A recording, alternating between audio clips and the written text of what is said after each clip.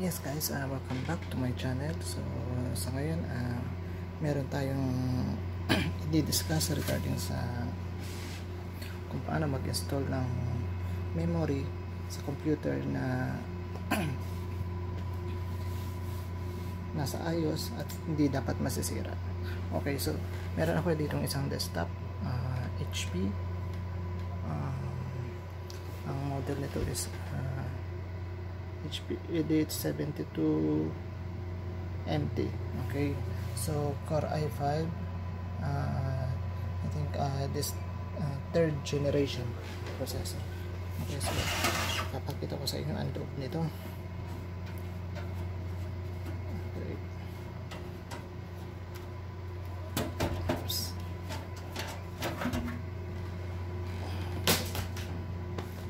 Okay, lang malinis. Ito ang loob ng desktop. Okay,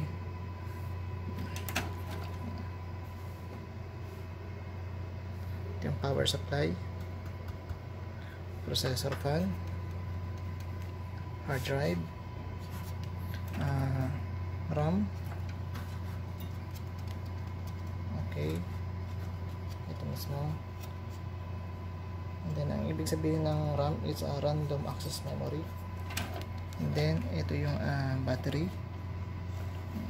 BIOS battery. Okay. So, CD-ROM.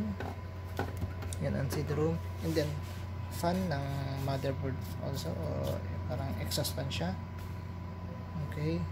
So, sa ngayon, tuturuan ko kayo kung paano maglagay ng RAM sa computer or sa motherboard.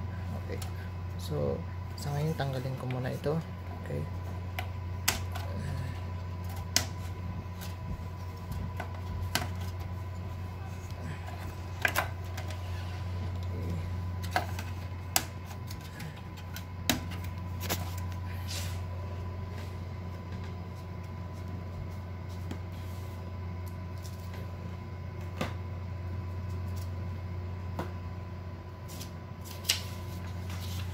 okay. So ngayon guys, meron tayong 4 slots of socket ng RAM. Okay, so pwede nyo itong i-upgrade hanggang 12 GB. Yan, okay. Pwede rin yung gawin 16 GB. Okay. So, sa ngayon guys, dapat make it sure na bago nyo install ang RAM is malinis ang environment, and then isa pa is dapat malinis din ang loob ng CPU. Okay, for example, itong socket, malinis din yan. Actually malinis siya. Ngayon, make it sure na yung yung modules remain clean by working in environment has been as clean as possible. Dapat yan. Okay, so una mo nang gawin,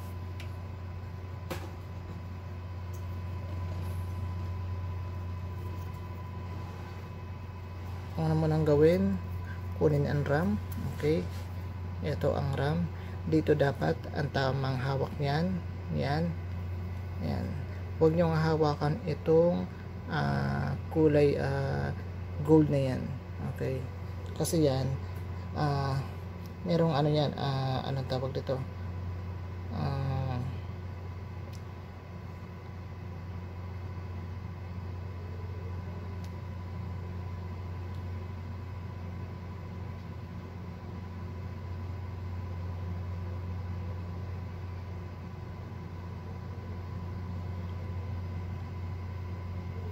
okay, dito ang tamang hawak o kaya sa dulong to. Tapos wag niyong hawakan itong yan gold na yan, kasi may mga electrical components yan na nasa stick of RAM. Okay, so sa ngayon ang tamang ano niyan, paghawak ganito din. Okay, ganyan guys ang tamang hawak niyan. So be careful din na kapag mag-inserting kayo ng mga jumps, be careful din na bago kayo mag-insert ng RAM sa slots is nasa tamang slots mismo or tamang sockets. Yan, ayan mismo. I-check nyo muna ito, i-check nyo yan, check, and then i-check nyo dito kung compatible ba. Okay, kasi itong RAM na to is DDR3 pala guys. Yan, DDR3. Yan.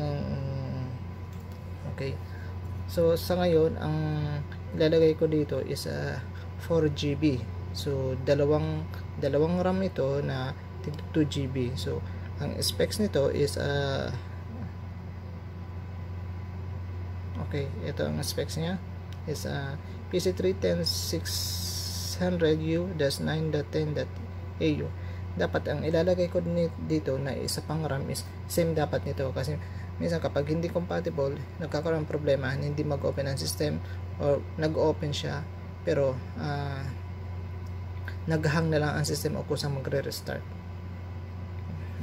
So ang gawin nyo guys, ganito, proper. Yan, ayan, yan, ganito, ilagay natin sa color blue setup. Okay, ganyan. Yan, dapat pasok yan sa loob ng socket. Okay, ayan, once na ilagay mo na yan, press mo lang to, i-press mo to dulo, sabay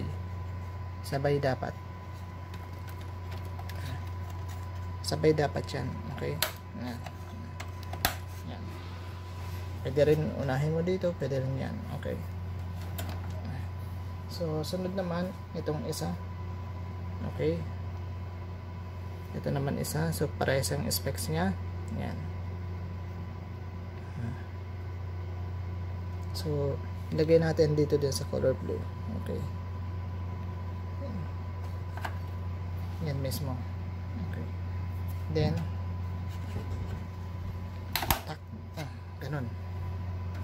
ganun dapat. So para maiwasan mabali o madamage ang RAM is double check nyo yung socket ng RAM kung compatible ba sa socket ng motherboard. So once na nailagay nyo na yan, check nyo muna, baka may na anong kable. Okay, yan. So yan, ayan mismo. Ngayon, once na check nyo na yan, paganahin nyo, open nyo, and then sa ibang computer, maglalabas mo na yung pop-up na you want to save, o basta may ganun na term, or the slots, or press F1, mga ganun. So i-press F1 mo lang para mag-configure, tuloy-tuloy ang configure nya. Okay. So ganun lang guys, kasimple. Basta ingat lang sa paghawak ng RAM, huwag nyong hawakan yung kulay gold na yan, dahil yung nagkakaroon ng problema, saka kakaroon ng parang ano siya, smudge.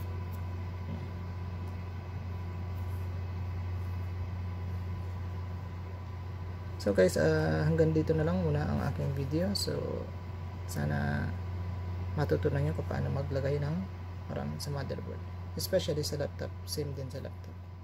Okay.